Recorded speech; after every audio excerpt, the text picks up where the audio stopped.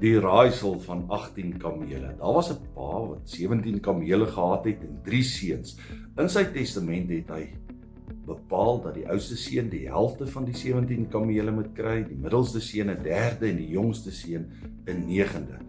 By sy afsterwe is die testament gelees en die seuns begin met die verdeling. Hierdie 3 seuns het vinnig begine stry en emosies het oorgekook, want 17 kamele kan nie deur 2 gedeel word om die helfte te kry nie. Behalwe as jy 1 kameel opsny, dan verloor hy sy waarde. En so kan 17 ook nie deur 3 gedeel word om 'n derde te kry nie, en ook nie deur 9 om 'n negende gekry te word. Die meer het opgevlam, die emosies het oorgekook tussen hierdie 3 broers. En toe, van buite af daag daar 'n wyse vrou op haar kameel. En sy vra vir hulle, wat is die probleem?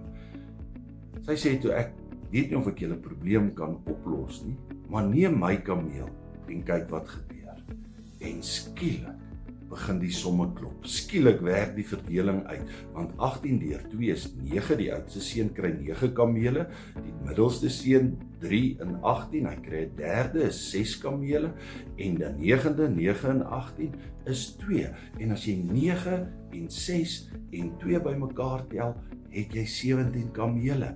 En 1 kameel bly oor en die vrou het haar kameel gevat en verder gereis. Van buite af het daar 'n element gekom om hierdie sisteem, hierdie som, hierdie verdeling wat nie uitwerk nie, hierdie vasgelopenheid te ontsluit.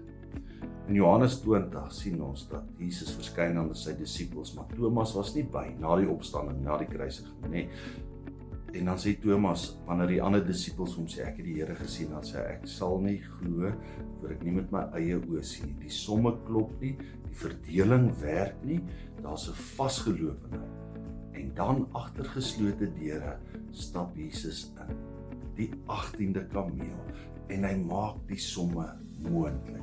En skielik begin Thomas glo. Jesus sê, kom, raak aan my, voel aan my wonde.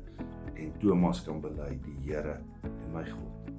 Vriende, dalk is jy ook in 'n vasgelope situasie. Dalk klop jou somme, jou verdeling werk nie uit, gesondheid of finansies of verhoudings.